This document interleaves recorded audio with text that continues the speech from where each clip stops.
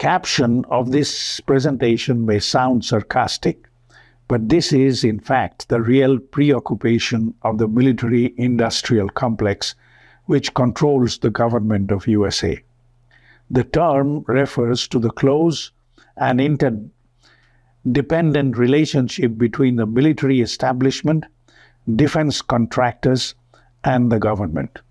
It was coined by President Dwight D. Eisenhower in his farewell address in 1961. The term highlights the potential dangers of this alliance. Here is the excerpt of his speech. Now, this conjunction of an immense military establishment and a large arms industry is new in the American experience. The total influence, economic, political, even spiritual, is felt in every city, every state house, every office of the federal government. We recognize the imperative need for this development, yet we must not fail to comprehend its grave implications. Our toil, resources, and livelihood are all involved. So is the very structure of our society. In the councils of government, we must guard against the acquisition of unwarranted influence, whether sought or unsought, by the military-industrial complex. The potential for the disastrous rise of misplaced power exists and will persist. We must never let the weight of this combination endanger our liberties or democratic processes. The military-industrial complex thrives on the production, development, and sale of military equipment and technology. Defense contractors, often large corporations, play a central role in this complex. They are responsible for manufacturing weapons, vehicles, and other defense-related products, which are then purchased by the government for military use. These contractors have a vested interest in promoting military spending and maintaining a state of perpetual warfare, as it directly impacts their profits.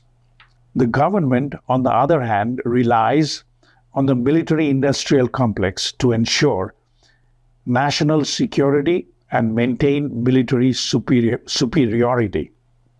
This alliance creates a feedback loop where defense contractors lobby for increased military spending, often influencing policy decisions and political campaigns through financial contributions. In turn, the government's demand for military hardware fuels the growth of the defense industry. Critics argue that military-industrial complex can lead to several issues. It can distort national priorities by prioritizing military expenditure over domestic needs such as education and/or healthcare.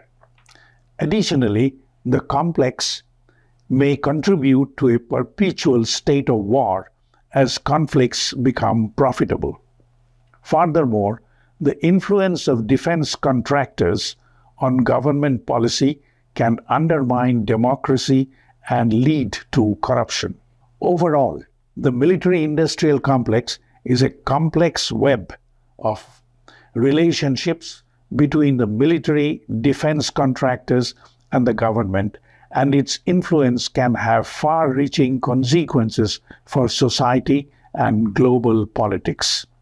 The nexus among the armament industry, media, and military is a complex and often controversial relationship that has far-reaching implications.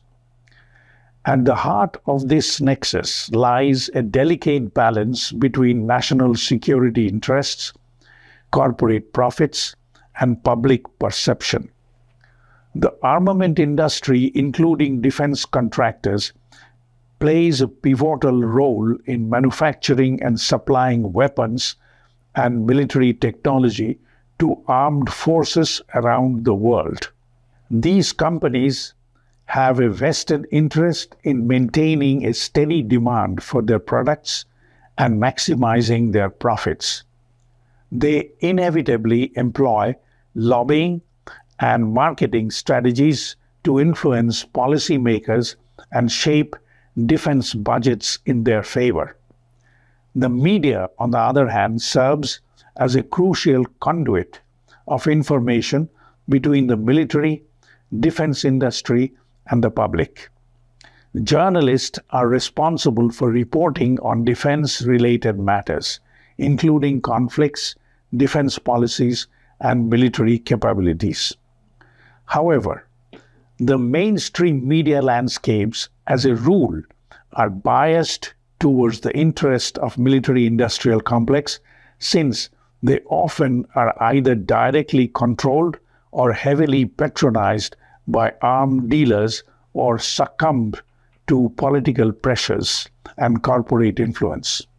Mainstream media organizations are influenced by financial incentives, access to exclusive information, or even national security concerns, which explains why the media landscape is littered with misinformation and disinformation. The military relies on both the armament industry and the media to advance its objectives. It requires state-of-the-art weaponry and technology provided by the defense industry to maintain its military superiority. Simultaneously, the military utilizes the media to disseminate information, shape public opinion, and garner support for its actions. Such trilateral relations are one of the main sources of unrest and conflict in the world. The most dangerous consequence of which has poisoned international politics since eternity, is the salesman role of political leaders in Anglo-American countries. These leaders are completely puppets of arms dealers, ensuring they are arms dealers. Profits is the day's, thoughts, and night's dream of political leaders.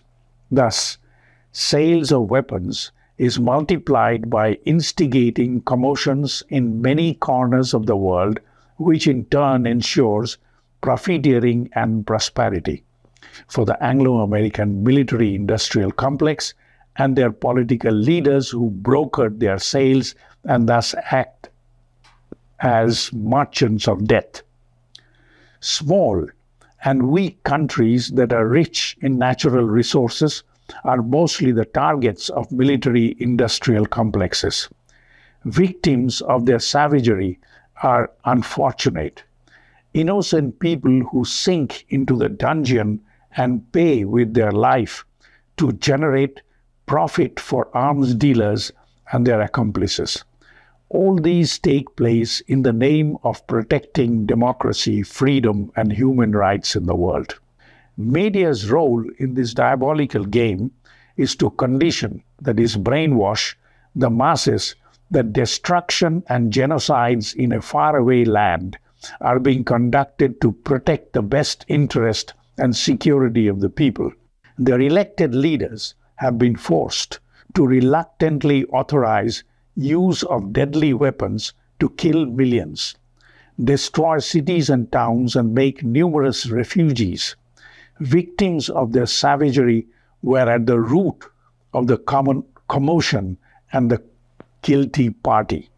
The United States is home to some of the world's most influential armament manufacturers, playing a pivotal role in the global defense industry. Here are four of the most prominent ones. 1. Lockheed Martin Corporation. With a rich history spanning over a century, Lockheed Martin is a global leader in defense and aerospace technology. It is renowned for its advanced fighter jets, including the F-35 Lightning II, as well as its missile defense systems, satellites, and space exploration technologies. Boeing Defense, Space, and Security. Boeing, a renowned commercial aircraft manufacturer, also holds significant influence in the armament industry. Its defense division focuses on developing and manufacturing military aircraft, rotorcraft, satellites, and defense systems. Boeing's products range from the iconic FA-18 Super Hornet to unmanned aerial system. Next is Raytheon Technologies Corporation. Raytheon is a major player in the defense and aerospace sectors, specializing in advanced electronics, missile systems, and cybersecurity solutions. It develops cutting-edge technologies like air defense system, precision weapons, radar systems, and intelligence surveillance and reconnaissance (ISR) platforms. And finally, Northrop Grumman Corporation. Northrop Grumman is a leading global aerospace and defense technology company. It is known for its expertise in aerospace systems, autonomous systems, cyber solutions, and electronic warfare. Northrop Grumman produces various aircraft such as the B-2 Spirit stealth bomber and is involved in major defense projects. These companies are said to contribute significantly to national security and also drive technological advancements and shape the global defense landscape through their innovations and capabilities. Most of the politicians of USA and their domesticated overseas oligarchs are on the payroll of these arms dealers. The armament industry has historically played a significant role in influencing the US government's decision to wage war. Here are a few examples. 1. Military-industrial complex. President Dwight D. Eisenhower warned about the influence of the military-industrial complex in his farewell address in 1961. The defense industry's lobbying efforts and campaign contributions to politicians have been known to influence policy decisions and push for increased military spending. Number 2. Iraq War. The US invasion of Iraq in 2003 was influenced by the armament industry. Several major defense contractors had strong ties to influential politicians, and they stood to benefit greatly from the war through lucrative contracts for military equipment and services. Result was over 1 million innocent Iraqi people were slaughtered and many more made refugees. Number 3. Since 1945, an estimated 260 armed conflicts were deceptively staged under various pretexts for the profit of American military-industrial complex. Of that, 250 were staged by US and its allies. Of all those conflicts in Syria, Afghanistan, Yemen, Libya, and more recently in Ukraine were staged just recently and under the pretext of defending democracy, freedom, etc. Number 4. Lobbying and campaign contributions. Defense contractors and their lobbyists have a significant presence in Washington, D.C. They often contribute substantial amounts of money to political campaigns, aiming to influence lawmakers and secure favorable policies and contracts. This financial influence can shape decisions related to military interventions and conflicts. Revolving door. The revolving door between the armament industry and government positions creates a close relationship between policymakers and defense contractors. High-ranking officials often move to lucrative positions within defense companies and vice versa, creating a system where the interest of the industry are intertwined with the government's decisions on war. It is argued that while the armament industry can influence government decisions, it is not the sole determinant. Several factors contribute to the complex process of deciding to wage war, including geopolitical considerations, national security interest, and public opinion, which is manipulated by mis- and disinformation of mainstream media. Of these, factor related to geopolitical interest is of current interest.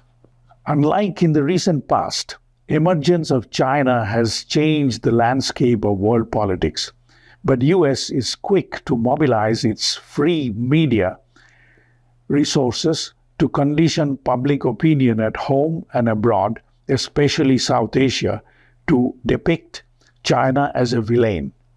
An aggressive counter-media warfare is urgently required for truth to prevail in the current socio-political world.